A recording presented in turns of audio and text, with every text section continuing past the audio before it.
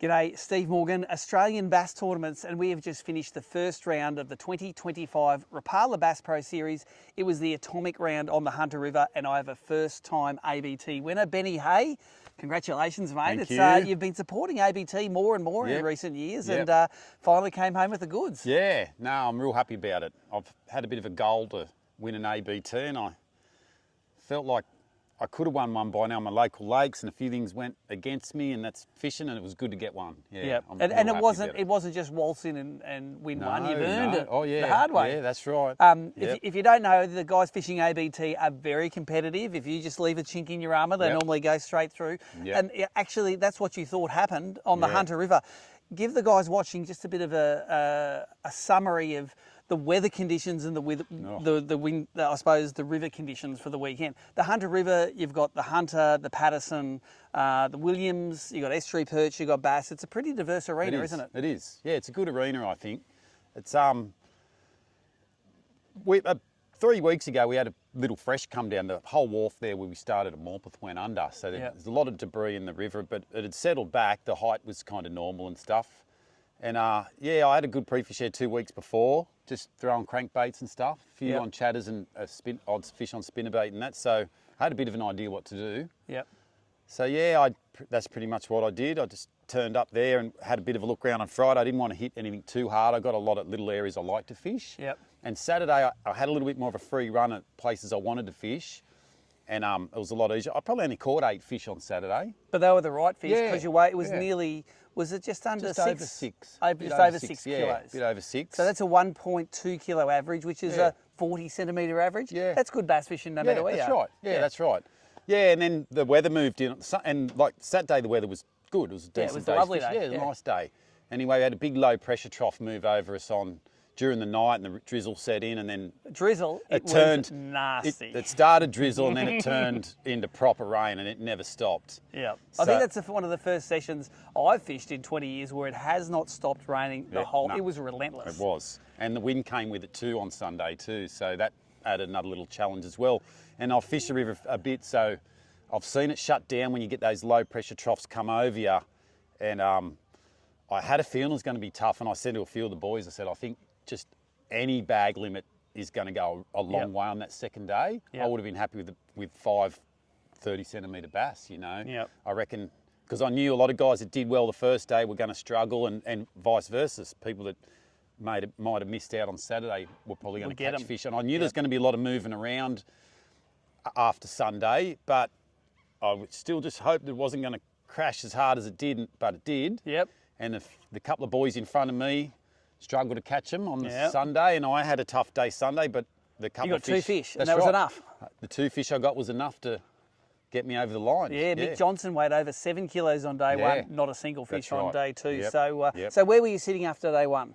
Third. Third place. Third. All right, and first was Mick Johnson, second was... Glenn Bailey. Okay, and Glenn only caught 1 as well on the second day. I was only 20 grams behind Glenn, but yeah, Mick had like 1.1 on us, I think, on me.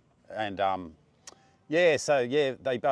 we all had a tough day, but yeah, Mick only needed 1 fish and he would have won. Yeah, that's right. Well, I looked at the scoreboard last night, and anyone up down to about 6th place, if they caught 1 more legal fish, would have won the tournament. Yeah, that's right. It was very close. Yep, and Matty Langford too, he came from 11th, 12th, wherever he was sitting the first day. Needed 1 more legal. That's right. Yep. He scratched up 4, but yeah, if he got that 5th fish, he would have took it. Yep. Well, you never know. Every fish is important, and that you caught, I think there was a 30 centimetre fish in your limit. I bet you didn't think this is the one that's going to win me the tournament when you caught it. No, that's funny. The one that actually won it for me was a 355, and I caught it literally 20 minutes before the end. Wow. See, that's why you've got to fish all the way to the end. That's right. Take us through your weapons here. Explain what you caught him on, because that is interesting. That looks like some sponsor product there. It actually is, yeah. It's become a real favourite crankbait in those dirty rivers. It's got a nice... What is it? It's a 13 fishing gordito, they're called. I haven't heard or seen much about them. We were given one of those a year or 2 ago when 13 Fishing put up some sponsor, put up some product for us, and we all get to pick a lure or 2, and I grabbed one, not that exact one, but it was a different colour, and I used it. They throw really good in the wind, and you can be really accurate with them. So I went back to that, and that was the money colour too on the first day. Yes. But a big fish busted me off, and I didn't have that colour again. So I actually drove into BCF at Heatherbray after the first session. Yep. And I bought a couple more because I knew they had them.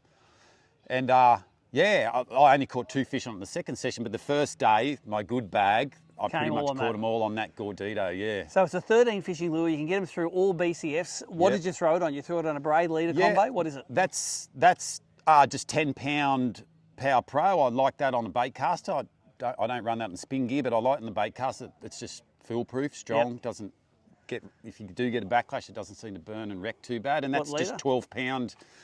I think it's the Invisible Bass Shooter or whatever they call it. Okay, yeah, it's all different colours, isn't it? Yeah, it changes colour. I like that stuff. It ties good knots and I don't have any trouble with it. Yep, and that's on a dial with bait caster? Yeah, that's a Zillion. A little Zillion? Yeah, and I think it's pretty quick, that one. Is that the 8.5? Yeah. 8.5 to 1, and it's on the TD Black bait caster as well. Yeah, I like a fast reel for cranking because I can wind slow enough to get the bites, but in the hunter, they bite it weird. Sometimes you'll be winding and all of a sudden you just lose contact of that lure and he's actually eating it and coming at you. So you like a fast You've reel. really got to get on them. Yep. And you actually miss fish like that. They pick it up and actually take, you've got to get that slack up on them. Yeah. How much do these cost in BCF when you bought them? I think they're only like $15.99 or $16. The cheaper crankbaits in there. Yeah, they're not too pricey. $3,300 for your efforts. Yeah, that's right. So it definitely paid off with the 13. Definitely. And I love that colour too. They call that day old guac. Right. Meaning, it's like guacamole. Guacamole, yeah. Out of the fridge. Yeah, yeah. Oh, that's awesome, mate. Is there anyone you want to thank? Because it's been a journey for you so far. It has. Yeah, I always thank you guys. I appreciate what you and Nicole do. You put a lot of effort in and you're a machine when it comes to tournament fishing. You don't ever seem to get enough of fishing them and running them. And all the competitors, everyone gets on pretty good. Yep. It's a good little community. The boys I camp with and a lot of the local guys, we fish locally in the Hunter Valley a bit. We always support each other, chat a bit online, message each one another. Yep. Not with too much info when the comps are on, but we're always just chatting fishing. So believe them up until a week before the tournament. Then, then don't believe anything they say. Yeah, that's right. That's how good mates are. Secret squirrel come tournament time, but in between we're chatting about stuff. And I got a few sponsors that look after me, Kitech Plastics, Suzuki look after me, Intu Marine's a local boat shop near me. They'll fit me in on the day and look after me, give me trade prices and stuff like that. And Vex Performance Lures, Dave's a good mate of mine. He's always looked after me and we camp a bit together in local comps and whatnot. I'm not a big blade fisherman. He makes a good blade. My young bloke used to smash a lot of fish on blades, but he's got a few lures, his jigs. I've fished his jigs and catch fish on them. So, yeah, those 4 are the main ones that I don't mind having a mention, and they look after me. As well as $3,300, you've got an instant qualification to the grand final. That's on a river. It's on the Richmond River in November this year. So your river rat skills might win your boat at the end of the year. You never know. Yeah, I'll be there. You're straight on in. Yeah, I'll be there. Well, mate, congratulations. First ABT. Thank you. Done. It's not one shot, one kill, but there is now one kill. Yeah. Done.